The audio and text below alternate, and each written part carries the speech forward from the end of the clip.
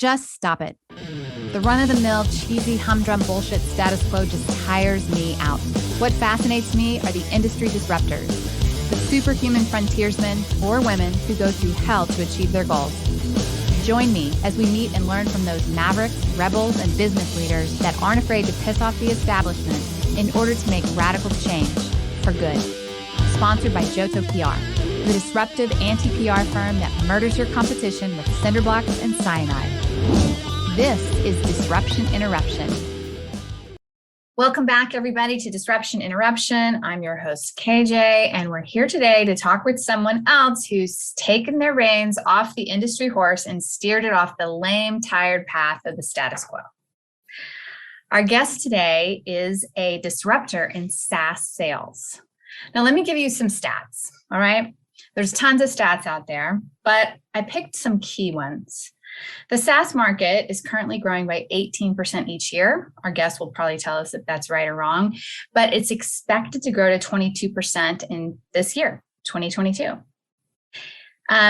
SaaS is being considered to transform IT from a cost center to a value center. That's very key. Gartner predicts that the service-based cloud application industry will be worth $147 billion by the end of this year. I think that number is a little low, personally, from what I've seen.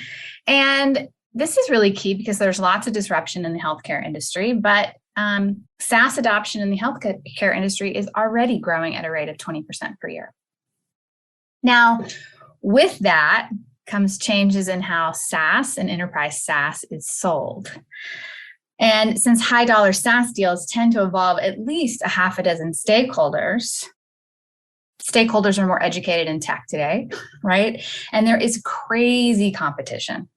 So enter our guest. He figured out painfully, I will say, how to create a framework, actually two frameworks, that helps himself and others close over 7 figures in ARR. Now, he is the host of a podcast, a successful podcast called SaaS Sales Players, and he has merged PR with SaaS sales and influencer marketing. Enter Jesse Woodbury. KJ, thanks so much. Jesse Woodbury. Yeah, that would have been a fantastic intro, already on top of an amazing intro. KJ, it's such a pleasure to be on the show, and I'm looking forward to the conversation today. Yeah, me too. SaaS sales. So, I mean, SaaS is a big target audience for my firm, right? So tell me before we get into this, because I'm really interested to see how SaaS needs to be disrupted in sales. But what's your main ingredient for disruption? Absolutely. So I had a shift a few years ago where I made this realization, and it was sort of this bridge that I crossed, that once I crossed it, I could never go back to the old way of doing things. And I know it sounds crazy to talk about the old way in an industry like SaaS, where everything is new and novel. Tech is always on the forefront. They're the vanguard in the business world.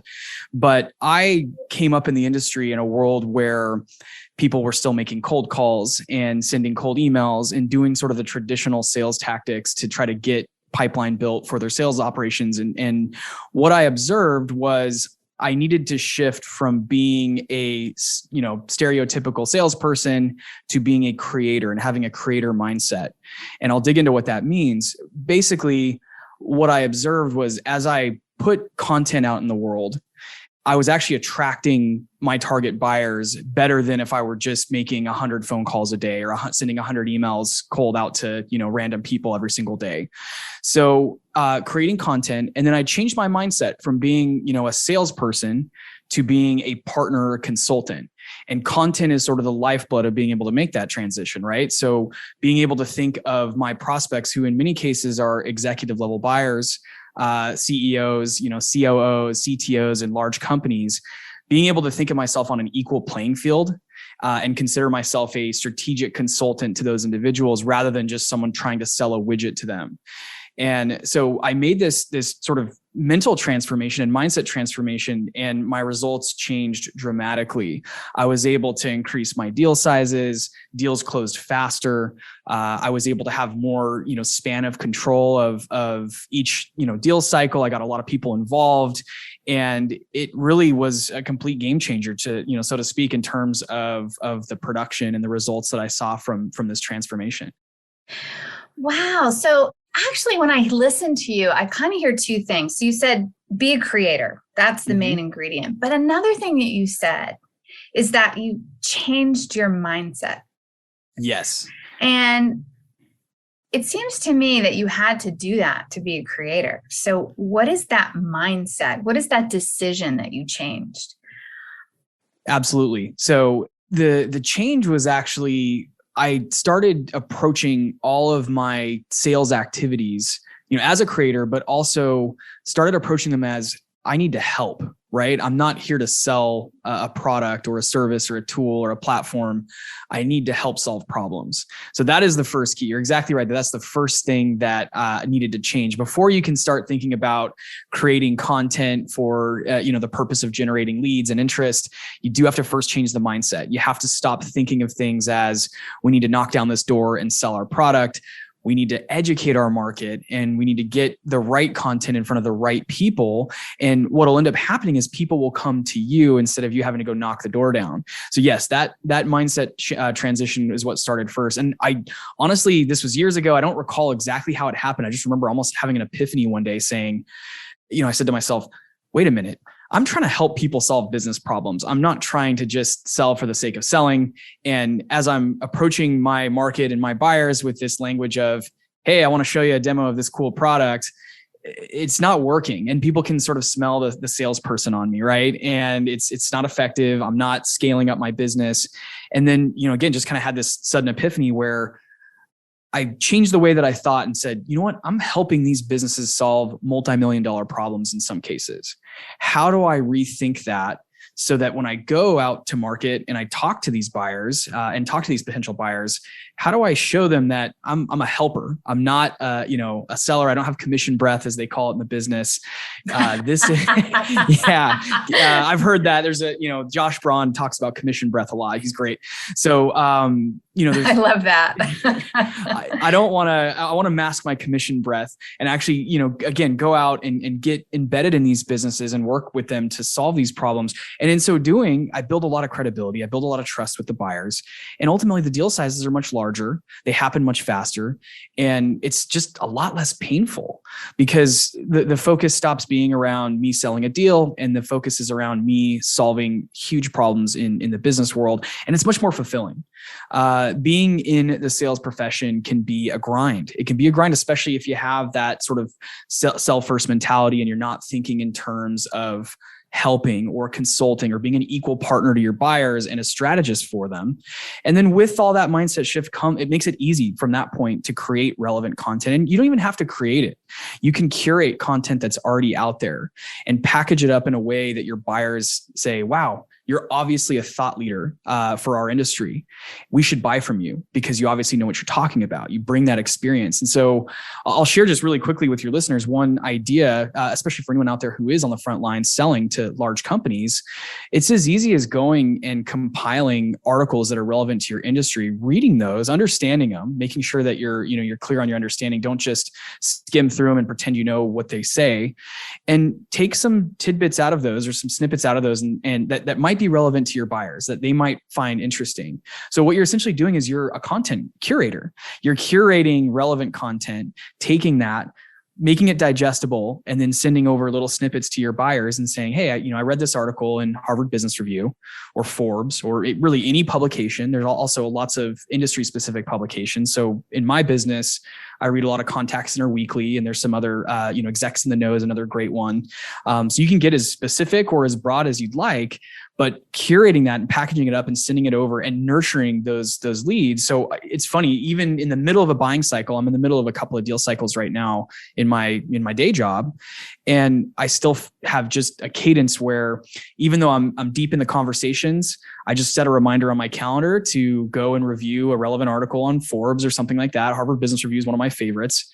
find something that is relevant to the last conversation I had with the prospect, and just trickle that out over time. And what I find is your prospects are never going to go quiet on you if you do this, because again, you're adding this consistent value.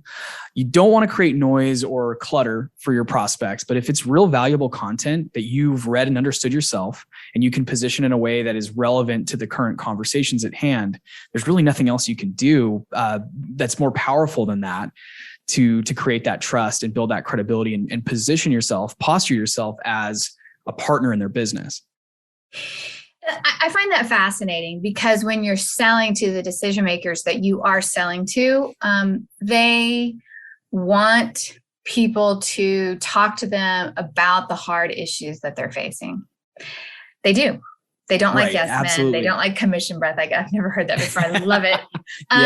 But your disruption is becoming a thought leader. And that is, very interesting in SaaS sales, because being a thought leader really creates trust, because it's a peer-to-peer sale, right? Let's talk about the status quo of not just sales, but SaaS sales, right? How is this disruptive? Let's talk about the good, the bad, the ugly. Absolutely. What is the status quo? Yeah. So when I came into the business about a decade ago, and I'm in the big scheme of things still pretty new to SaaS sales. 10 years in isn't that long, and I've had managers over the years who were 20, 30 years in the technology sales business, and where they started. I'll go all the way back to, how things were initially done in tech sales. And that was probably selling something that was deployed on premise, or in other words, you had to go actually sell hardware or servers on premise to a company. And those were usually large, multi-million-dollar, very complex deals. And, historically, the way that was done was sort of the what they call the road warrior methodology, which is you're going around, trying to use a Rolodex to set up an in-person meeting with an executive, and then you demo the hardware product and you bring it in. It's all this very complex process. And with the advent of SaaS or cloud computing, things have gotten much easier in terms of how we sell. But even when I started my career, I came in to my first SaaS selling role, and I was given an Excel sheet with, I think, 5,000 or 6,000 email addresses in it, and phone numbers, and said, "Hey, look, here's some data we pulled from a database. Go and call these numbers, go and email these email addresses, do it as fast as you can, and generate some leads." That's it. That's all we're going to argue with. So it's a complete and total numbers game, which, I do agree with the numbers, right? But go ahead. Yeah, there is, there's value in volume, I think. Yeah. I think volume is still an important aspect of your go-to-market in SaaS. The problem with that is, I think the last stat I read is there's over 20,000 SaaS companies in the world today. And it's probably higher than that. Those are 20,000 that have raised venture capital. Yeah. There's probably another, 10,000 SaaS companies that have bootstrapped or self-funded. So let's just say there's 30,000 SaaS companies on the planet. Each of those SaaS companies probably has at least one, but probably more like 5 sellers or business developers who are doing, outbound emails. There's now this whole marketplace of sales automation technology. So I, as a startup founder, if I started a startup tomorrow, I could go and set up a tool that can blast out emails until the cows come home. I can, auto dial so that I just sit at my desk and my phone is constantly ringing executives until I get one. There is so many tools out there that do that. And I'm not absolutely not bashing those tools. I use a lot of those tools in my day-to-day.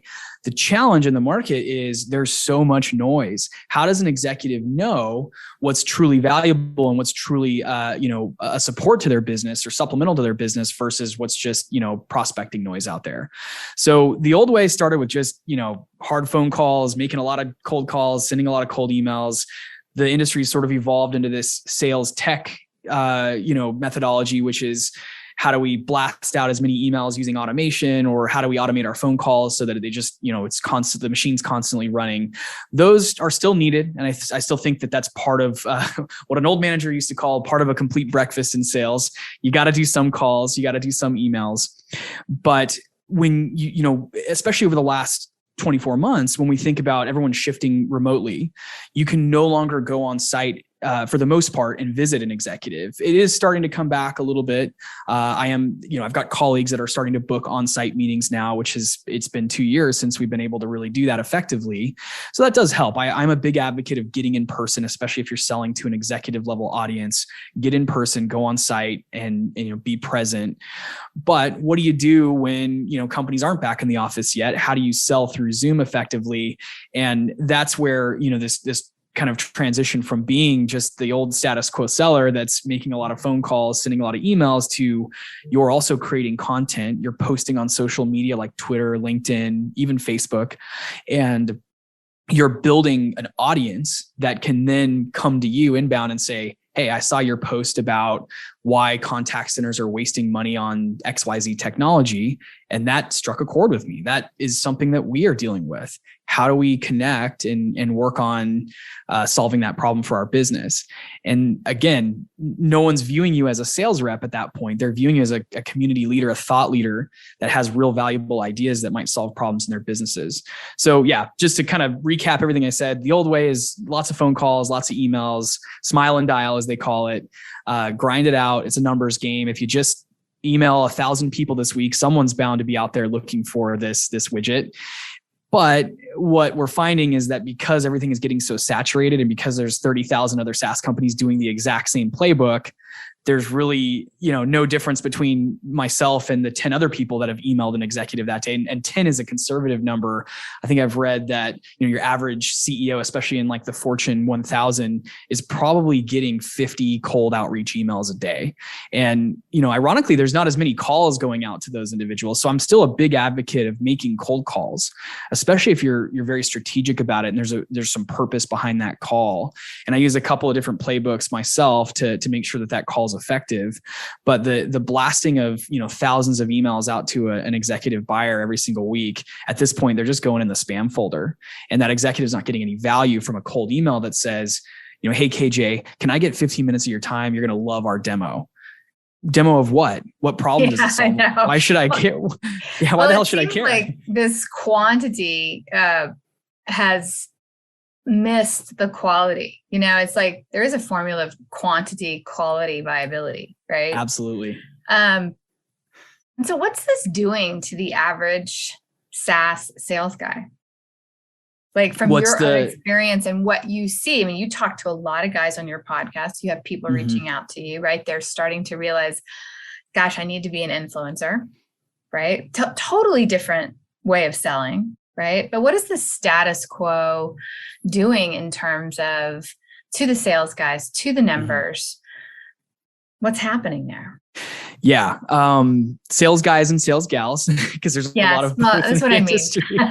We're part of the guys group, right? Yeah, lumped into guys. So it causes high burnout, and it's frustrating. It's frustrating when, your leadership in sales is saying, Jesse, if you just made more phone calls, you'd be successful here. If you just sent 1,000 more cold emails this week, this would work for you. That is frustrating. It's leading to high burnout. This is a very high burnout space. I actually just did a recent episode on, sort of managing mental health and some of those things in the profession, because it is stressful. And if your manager is just telling you, man, if only you were playing the numbers game better, you'd win. But you do that and it doesn't work. It's not working.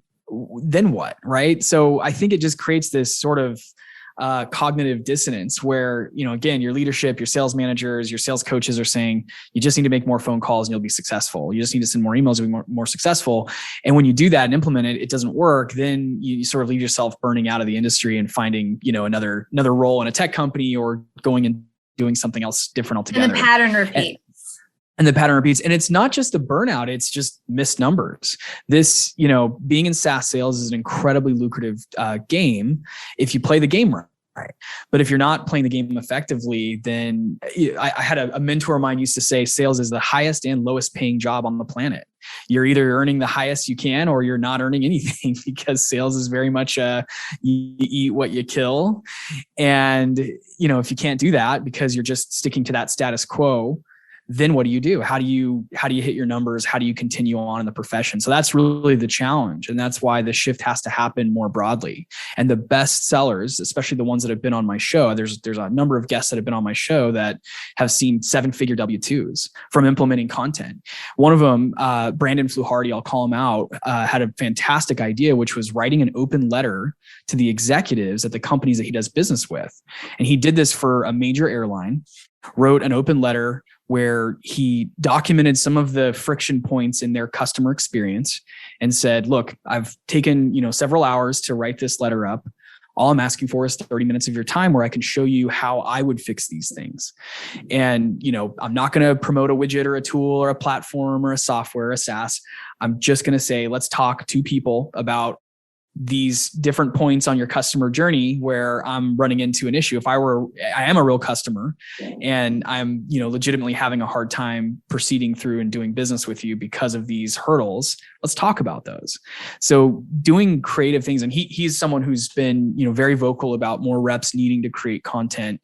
And that is the role of being a sales rep, especially in a high ticket SaaS company, is creating content that's valuable to your buyers. And it can be very specific like that. An open letter to the executives at a major airline saying, this is a problem that needs to be addressed. I have some ideas. Happy to share those. Let's just get 30 minutes.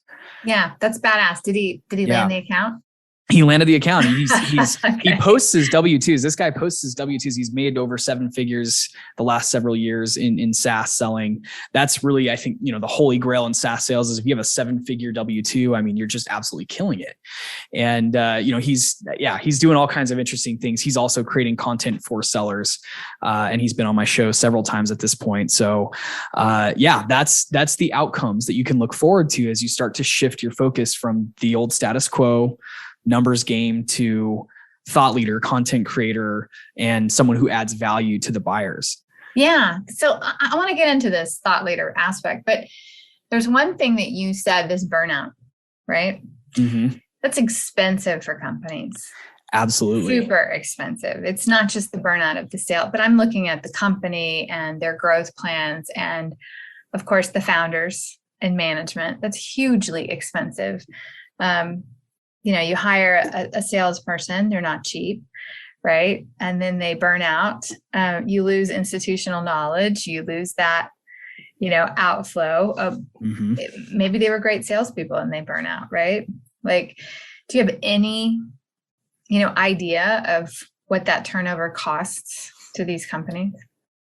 I do. And there's a lot of thought leaders out there that talk about this topic because there's an interesting stat. I don't remember which research body came up with this, but the average tenure for a VP of sales, not even a contributor, in a SaaS company is 18 months. That's awful.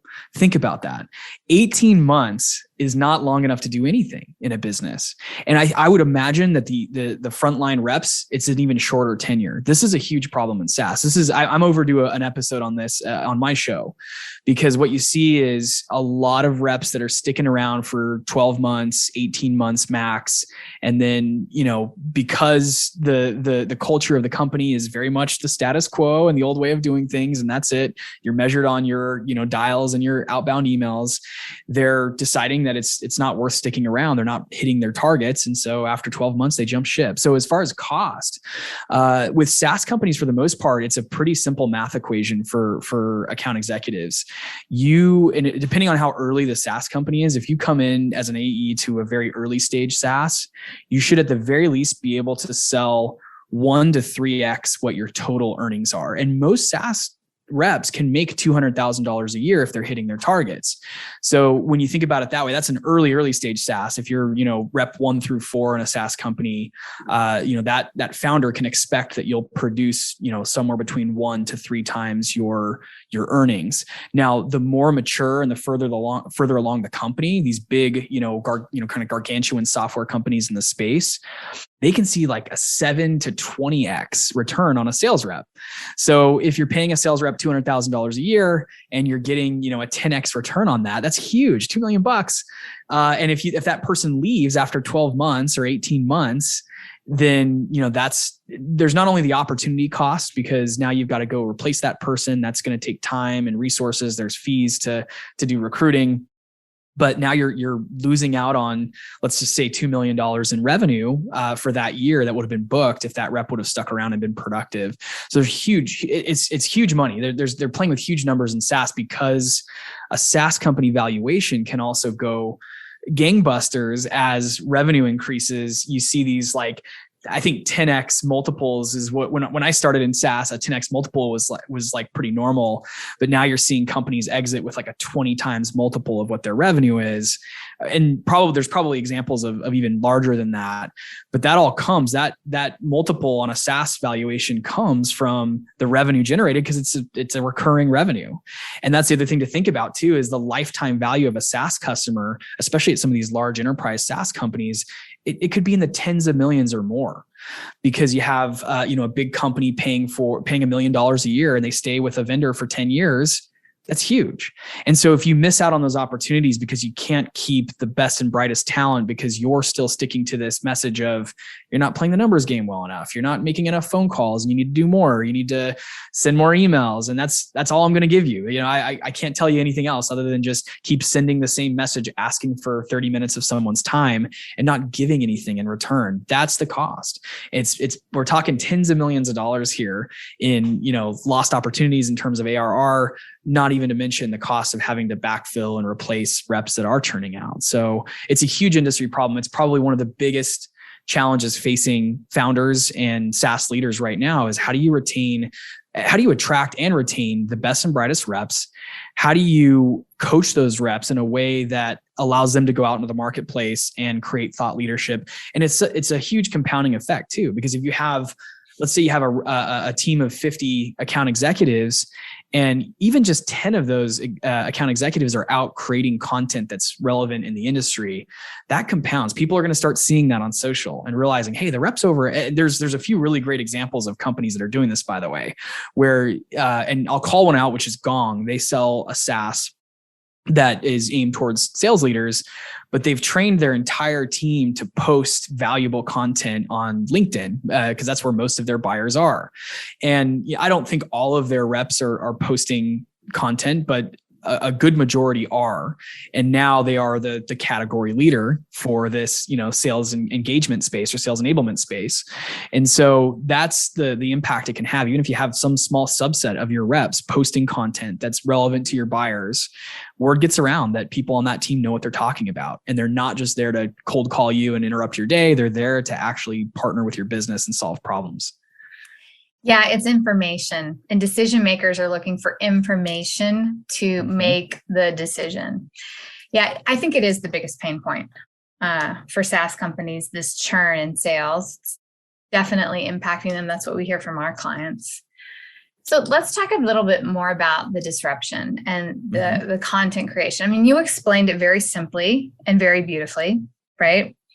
But how did you get onto this? What made you start doing this? And how do you go? Are you looking at the real pain points of what you're solving? And then you decided to, it's an influencer world today, right? It's a PR world. Yeah. You're talking about Forbes, you're talking about all these different, Harvard Business Review, TechCrunch, all these publications where it's third-party credibility, and you bring that content to your, potential prospects. How'd you start that? Yeah, that's a great question. So I'm at a little bit of an advantage. Full disclosure, I started my career in the media world. So before I got into software, I spent some time in working for Gannett, which is one of the largest media companies out there. I know I shared with you previously my background. My undergraduate degree was in journalism and mass communication. So part of that degree also, I sort of fused media with business. And I, feel like from that development, I learned how to write really well.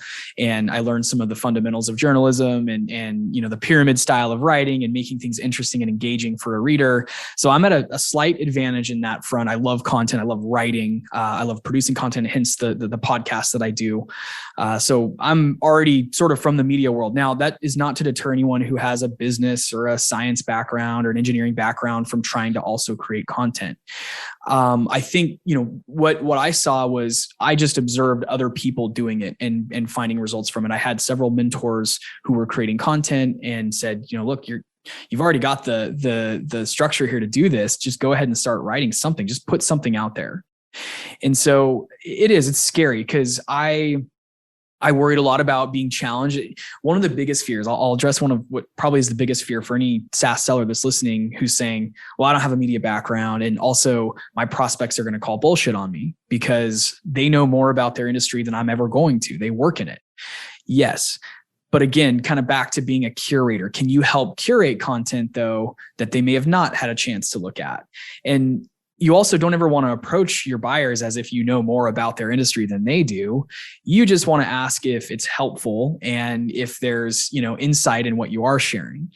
So the short answer to the question is I, just kind of saw other people doing it and realized they were seeing big results from it and decided to just get started. And one piece of advice I'll give anyone out there is find the medium or the platform or the channel that works best for you. For some people, that's tweeting. For other people, that's LinkedIn. For me, I enjoy recording podcasts. I like to talk. So talking is probably one of my, that's my platform of choice. And so podcasting was an obvious one for me. I know a lot of reps who have found a lot of success with video content, and that's huge. Just, think about the world we live in today. There's so much consumption of things like TikTok and YouTube. What if you created a 1 minute, video clip of you demoing your product and showing this brand specifically where it could work for them? So that is a very effective way. And it's much better than making a cold call or sending a cold email with no value. That's badass. Yeah. Because they're busy and they could watch a 1 minute and see if they're interested in going forward. So do you have like a call to action on all of your, influencer reach out, or do you do a soft call to action? What do you do? Great question. Soft call to action seems to work a bit better. You don't want to complicate the content by adding a hard, book time with me right now and I'll demo it for you tomorrow. I'm being dramatic here, but that's, again, the old status quo is you got to be aggressive and ask for the time. Get 15 minutes tomorrow to show them. We can't wait. You don't want to be too aggressive. You want to almost leave and going back to the example that I shared of an open letter to executives, and this individual shares that letter, the template for that letter, and it's very soft. It's, hey, look, I've written this letter. I would love to have a chance to share some ideas with you, but I'll leave that up to you. I'm not going to push for, a demo or a meeting tomorrow. So I tend to, with my content, again, a lot of times I don't even ask for anything. It's just, hey, wanted to share this, was thinking about you. KJ, I thought about our conversation the other day. You mentioned that you were having some challenges with, employee churn.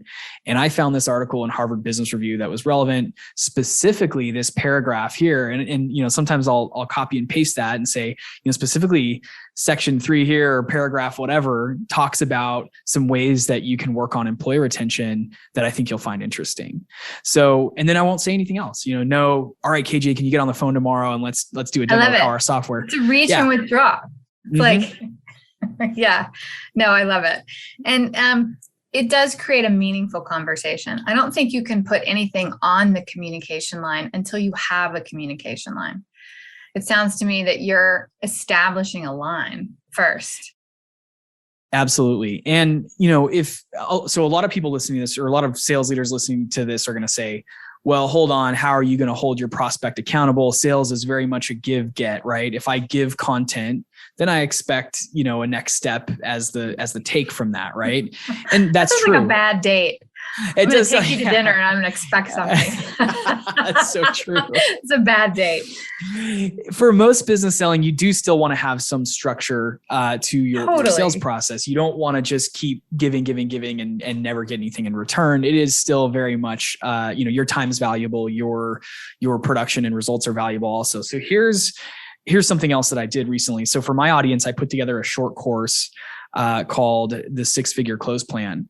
And something that I advocate a lot is putting together a close plan, which to summarize what that is, it's basically a project plan for getting a deal done. And this works especially well for larger ticket SaaS deals. And where this works and where you can incorporate your content and your thought leadership strategy into this is basically there's a template that you can put, what's our end state, right? Our end state is that we sign paperwork and that we move forward in partnership and we work on implementing and deploying our software in your business, right? That's the end point. Let's just say our goal is to get that done by May 31st. What has to happen between now and May 31st to make sure that we stay on target with that project? Most of the time, what I see is a lot of SaaS sellers go out, they have a good conversation. Maybe they are even incorporating some of the things we're talking about, like they're sending thoughtful and valuable content. But then what happens is the buyer is left to have to make guesswork around what they need to do. So, hey, Jesse, that was an interesting conversation. I'd love to buy from you, but I don't, thanks for the content, helpful, but now what? Give them some directional control, right? Here's the next steps. Right. So my close plan actually has, it's like a milestone document. It's a project plan. And it says, look, if we want to go live with this software on May 31st, here's what we need to do from then, from now until then. And let's start with getting an NDA in place. Maybe that's the next step is let's get an NDA in place so we can start talking freely about your technical requirements. Let's set up a call between, my vice president of sales and your vice president of operations. So that's known as executive peering in SaaS sales. Let's get, a leader talking to another leader, because once that starts to happen, it's easy to get the buy-in from that executive sponsor. Great. So let's schedule that call for, March 21st or whatever. And let's also do, we're going to need to satisfy the technical requirements. Let's do a technical peering call where I have someone who's technical on my side, talk to someone who's technical on your side. They're going to check and make sure from a cybersecurity standpoint, everything checks out. They're going to make sure that everything integrates well, and they're going to have that conversation. Okay, great. Now we need to review pricing. Let's schedule the pricing call. So all of it gets mapped out. And what's cool about it is, a lot of times I will just share the document in like Google Drive with my buyers. And I say, let's just fill this out together. This is a joint effort between the two of us. We're partners. So again, back to the mindset shift. We're partners here. I'm not selling you anything. I'm a strategic consultant. And we're going to sign each other tasks within this document.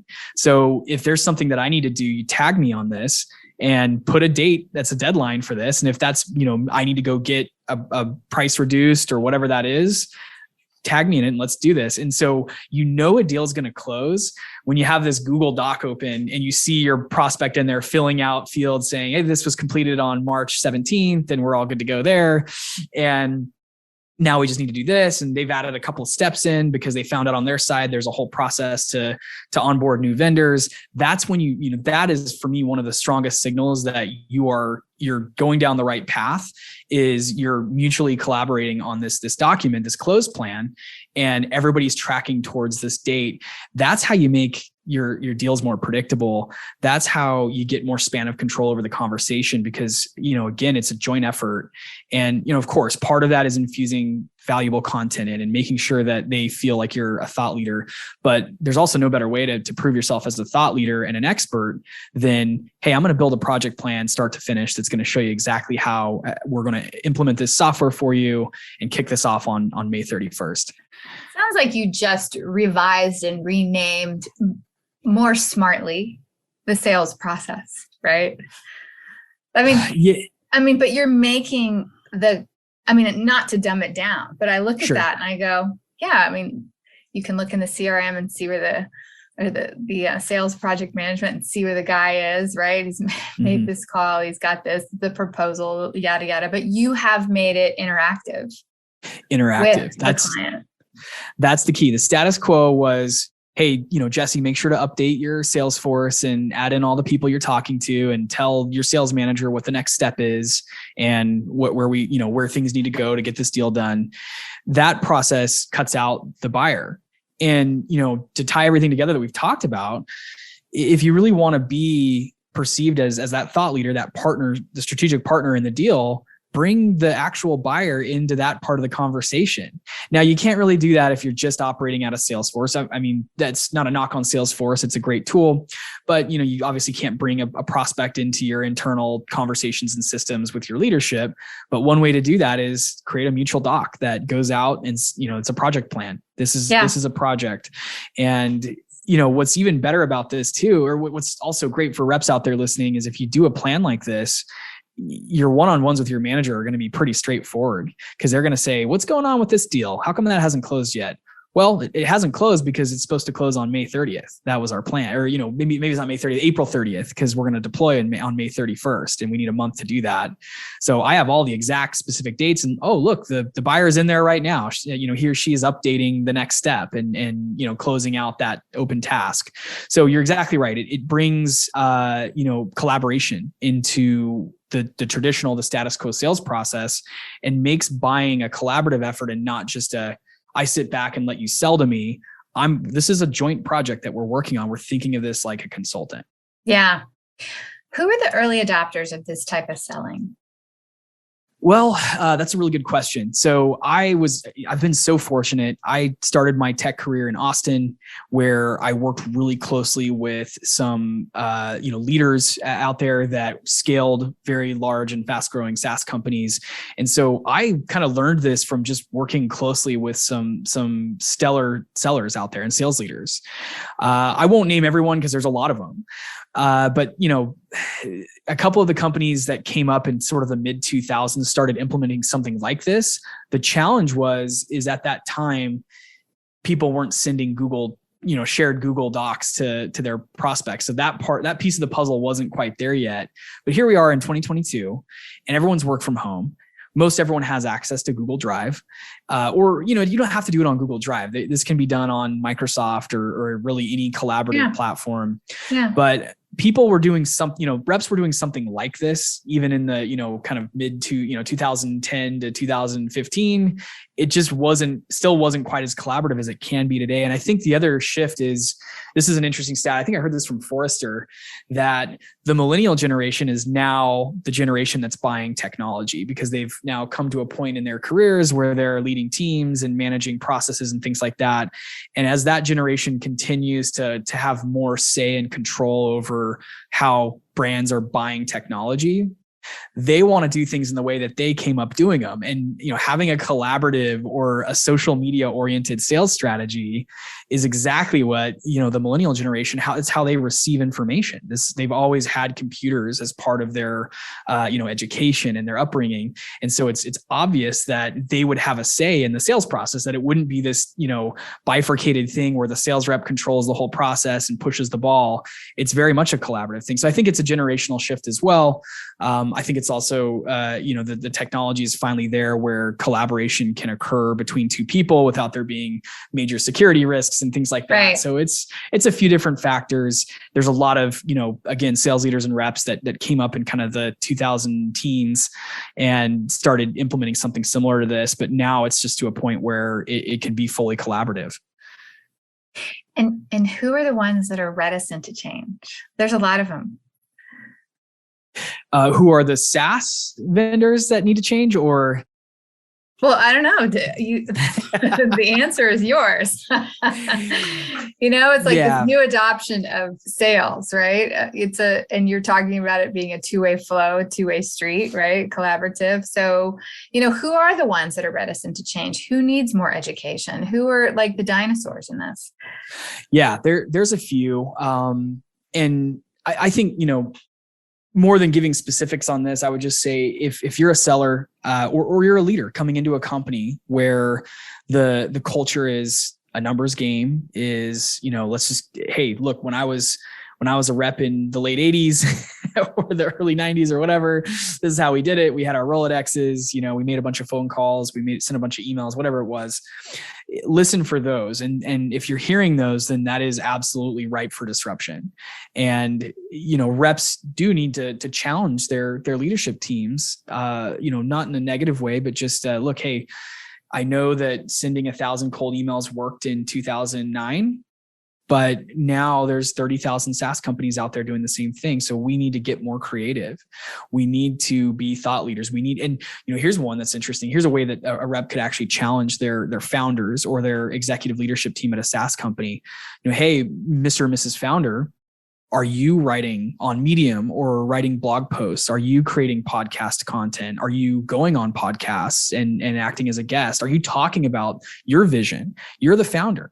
You need to be the forefront of all of this. If you're trying to create a new category or revolutionize a process, you need to be putting yourself out there. And I've been at my share of SaaS companies where the founders were absolutely terrified of putting themselves on a stage, whether that was a podcast or an in-person event or blogging.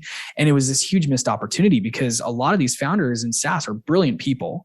And they come from either, a technical background or a business background, but they have great ideas, a great vision, but they're afraid to actually get out there and share it. So I think any SaaS company out there who's not creating this kind of content and putting their founders or their leaders out on a stage also. And that's, again, allowing the whole marketplace to hear their voice and see their vision. And those ultimately turn into leads for the sales team. Anyone out there who's not doing that is definitely ripe for disruption. That's right. Because again, it is a PR world. It is an influencer world. That is for sure. So how did you started off in journalism, mass communications, right? Mm-hmm. What made you decide, tell me about Jesse, what made you decide to go to sales and what gave you the epiphany, hey, I can use this here? Yeah, this is a pretty short story. I basically failed at doing other things. So when I got my degree, I took a role as a project manager at a website development company or a media digital agency. And unfortunately, it was quickly determined that project management and sort of being down in the weeds of building something wasn't my strong suit. And in fact, when I left that role, the manager in that role said specifically, what you'd be really good at? Sales. You should go get into sales. You're really good with the customers. This was following a big mess up that I had that broke a major client's website and caused all kinds of problems, all because I wasn't paying attention to some of the small details. And she said, hey, you should go get in sales, because what happened after I broke this client's website is I got to be the one to go to dinner with the client and say, I am so sorry for breaking your website and causing all these business disruptions. Here's a lobster and steak dinner in Scottsdale and we're all good, right? And, after that, she said, you're really good at sales. You did a fantastic job of eating some humble pie and going out and being in person with the customer and solving the problems.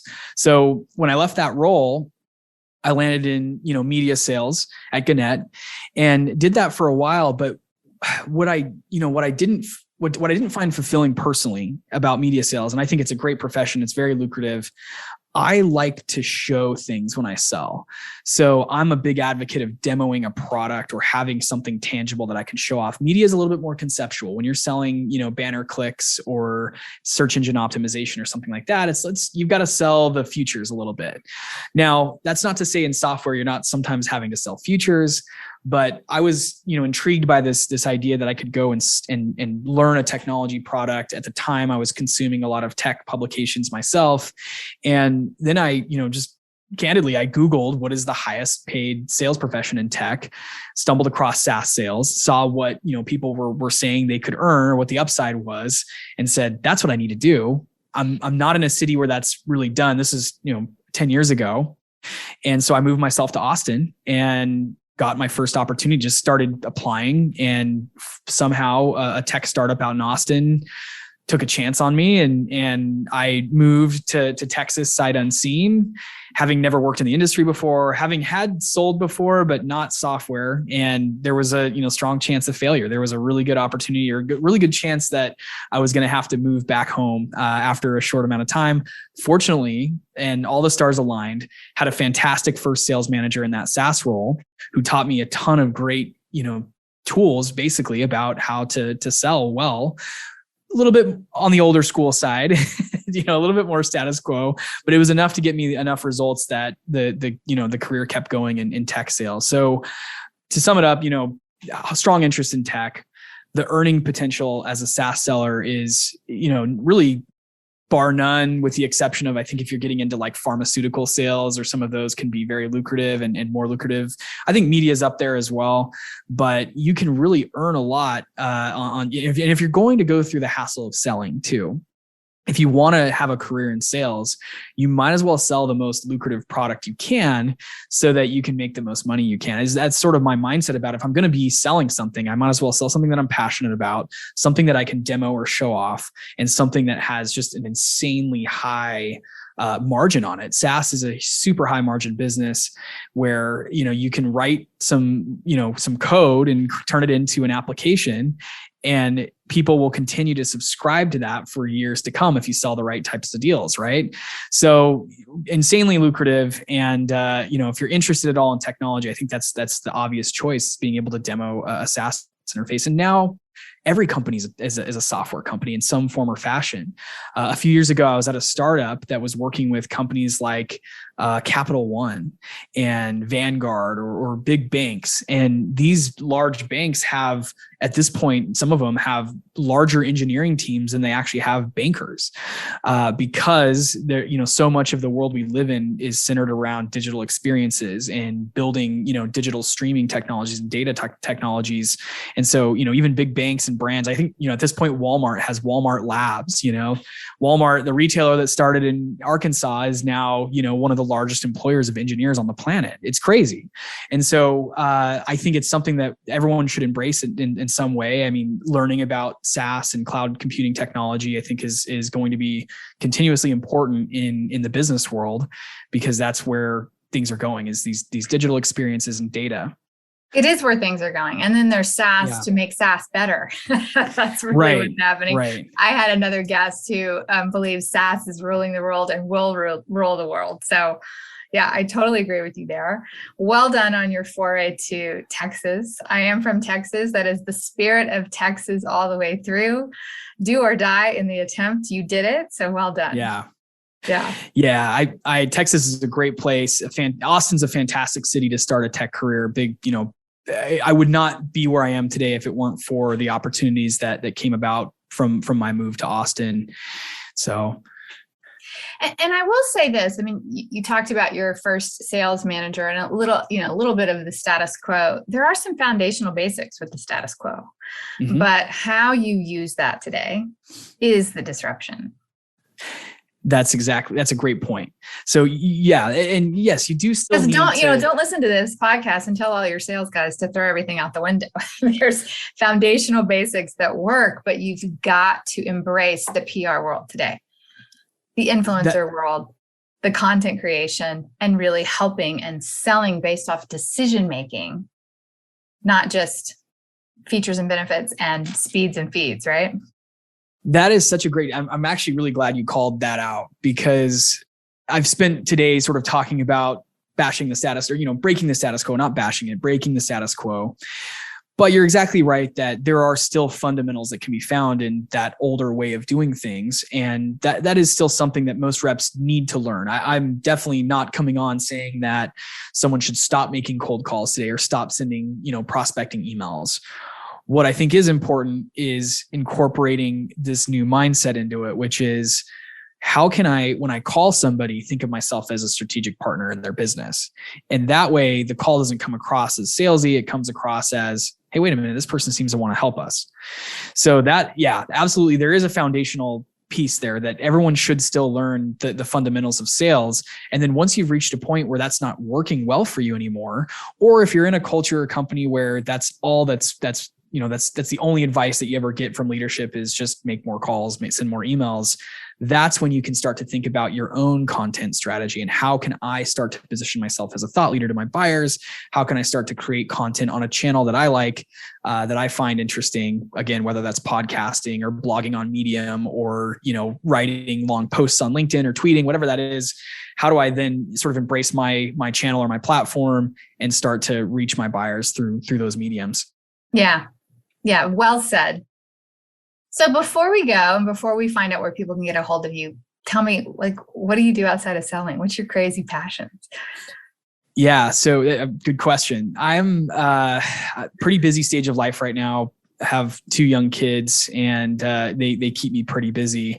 If I'm not with the family, I'll probably be out mountain biking somewhere. In fact, I moved from Texas back to Arizona because of my mountain biking passion. Arizona is a great place for hitting the trails. There's so much to offer here, and there's a lot of accessibility to Colorado and Utah and places like that. So big in mountain biking. I play a little guitar. And then, really just spend a lot of time on the podcast as well. It's definitely a huge creative outlet for me is creating content, booking guests and having, I'm learning a ton too. That's really why I started the show. Was I felt like there was a gap out there in content that was designed specifically for frontline sellers who are in the trenches every day, selling frontline to their buyers. There's a lot of podcasts that focus on sales leadership and revenue leaders and founders and how they can hire salespeople, but there wasn't a lot of content that got into the meat of how to be better in the front lines as an individual contributor. So I spend a lot of time with the podcast. Yeah, mountain biking, guitar. We love to travel when we can. It's been tough over the last couple of years to get travel done, but that's pretty much it. That's awesome. And you know what? I forgot what I was going to say. I was going to say something about your podcast. Yeah. Oh, yeah. I was thinking about it. I was always told growing up, salespeople rule the world, right? And they make the world go round, executives too, and so forth, right?